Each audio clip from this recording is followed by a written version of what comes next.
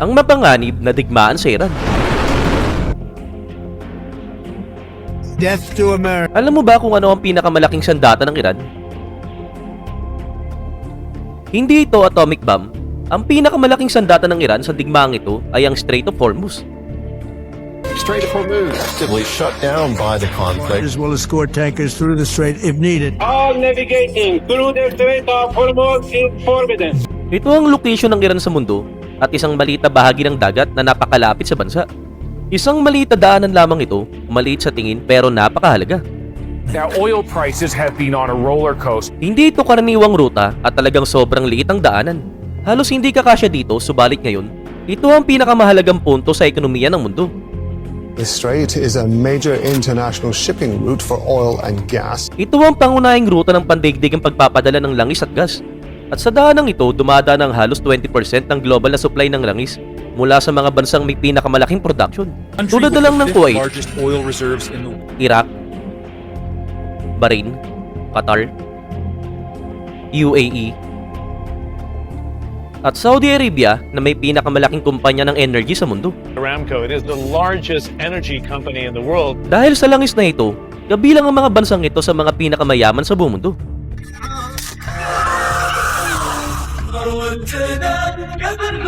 Pagkatapos mag-produce ang langis, dumadaan ito sa maliit na daan ng dagat na ito at umaabot naman ito sa buong mundo.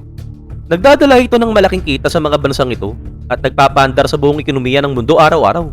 Higit sa 20 milyong baril ng langis ang dumadaan sa rutang ito bawat taon at trillion of dollars ng negosyo ang nagaganap dito, kaya napakahalaga ng ruta na ito para sa pandaigdigang ekonomiya.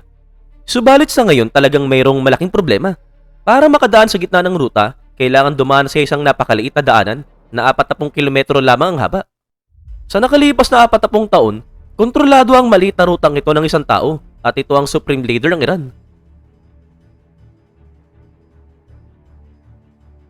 Ito ang daanan na pinagkukunan ng gasolina ng iyong kotse o motorsiklo.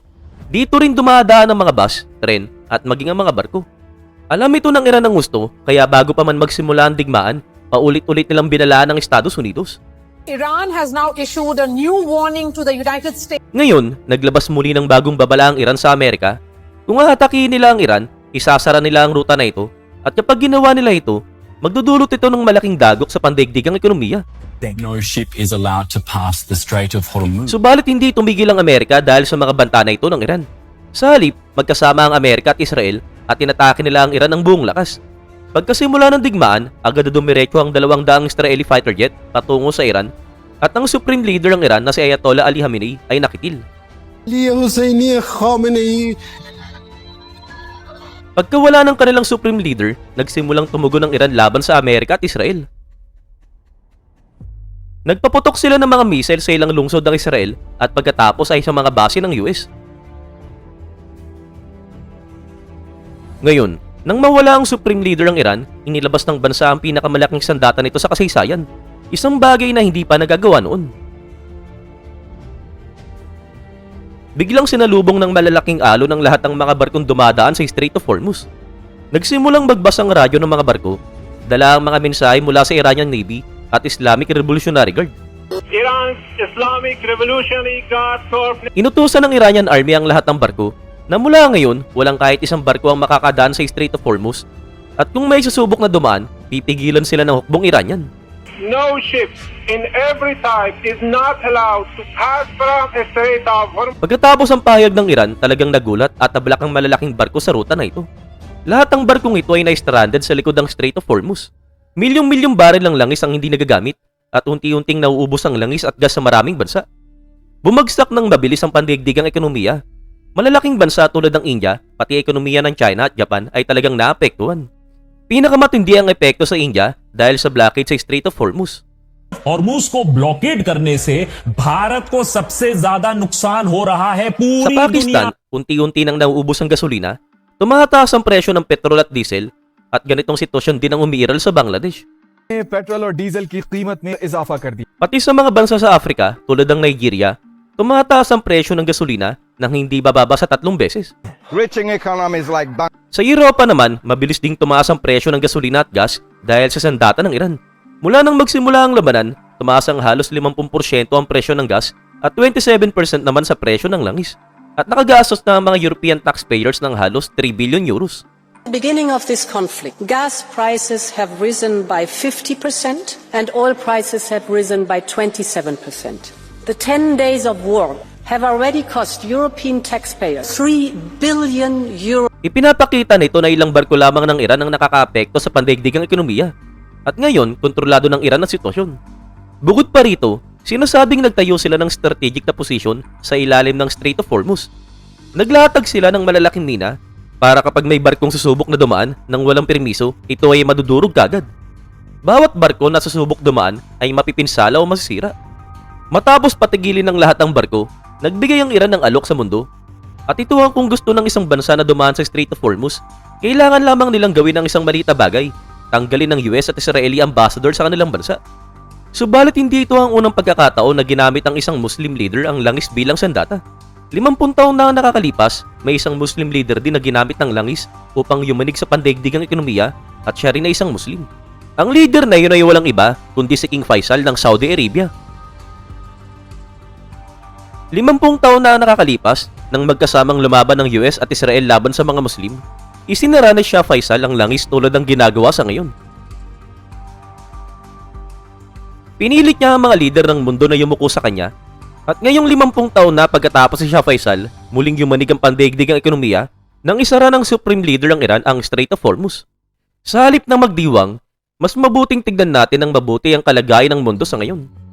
The gas is up to $3.29 a gallon. Continues to impact energy prices globally. Magkakaroon nito ng malaking epekto.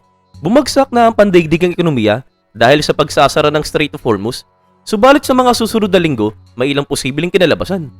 At ang unang posibleng resulta, patuloy na isasara ng Iran ang Strait of Hormuz sa ganitong paraan sa mahabang panahon. Layunin nito na pahinain ang ekonomiya ng buong mundo hanggang sa mapilitang kumilos ang malalaking bansa laban kay US President Donald Trump. Magbibigay ito ng sapat na pressure upang mapilitan silang tapusin ang digmaan. Ang pangalawang resulta naman, mas hindi malamang, subalit delikado rin.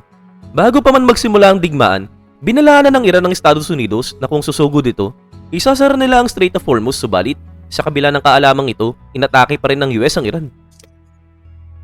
Our military is doing phenomenally. Sa aspeto ng military, may ilang nagsasabi na gusto ng Amerika na tapusin ng Iran ang kontrol sa Strait of Hormuz. 50 taon na ang nakakalipas nang pinamumunuan ng unang Supreme Leader ng Iran na si Ayatollah Khomeini ang bansa, hindi nagustuhan ng US ang kanyang pamumuno. Kaya sinuportahan nila ang isa pang Muslim leader upang umatake kay Khomeini at ang leader na yon ay si Saddam Hussein. Nagsimula ang digmaan sa pagitan ni Saddam Hussein at ni Khomeini. Sa simula, tila madali lang napapabagsak ni Saddam si Khomeini sa tulong ng Amerika. Subalit habang umiinit ang labanan, lumala lalo ang sitwasyon ni Saddam at napagtanto niya na hindi niya na kayang manalo sa digmaan. Kaya naman humingi siya ng tulong sa Amerika at sinabi na dapat mismo itong pumasok sa digmaan, tulungan siya at atakihin ang Iran ng buong lakas. Talagang gusto rin ng US na atakihin ang Iran, subalit kailangan nila ng dahilan, kaya nagtrabaho ng magkakasama sina Amerika at Saddam. Nagsimula silang gumawa ng kakaibang plano. Sa huli, pinilano nilang sisirain ni Saddam ang lahat ng barko ng Iran sa Strait of Hormuz. Nagkaalabang galit ang Iran dahil sa atake at pagkasira ng mga barko at bilang paghihiganti, pinagpasyahan niyang isara ang Strait of Hormuz para sa buong mundo na kung saan magdudulot ang pagbagsak ng pandaigdigang ekonomiya. Ginamit naman ng Amerika ang issue na ito bilang dahilan para atakehin ang Iran. Ginawa rin ni Saddam ang kaparehong hakbang, dinurog niya ang lahat ng barko ng Iran. Subalit noon, ang Supreme Leader ng Iran na si Khomeini ay hindi nagalit at hindi isinara ang Strait of Hormuz. Ang makapangyarihang strategy ni Khomeini ang nagpatigil sa impluwensya ng Amerika sa Iran kaya hindi nila maipatupad ang pag-atake. Subalit tandaan natin, ang Amerika ay Amerika. Makalipas lamang ng 2 taon, gumawa sila ng bagong dahilan at muling inatake ang Iran. Kung titignan natin ang kasalukuyang sitwasyon, posible rin na gusto nilang mangyari muli na gamitin ang Strait of Hormuz para pabagsakin ang buong pandaigdigang ekonomiya. Hanggang ngayon ang Iran na itinuturing ng buong mundo na bayani sa digmaang ito ay unti-unting nakakaapekto sa ekonomiya ng buong mundo.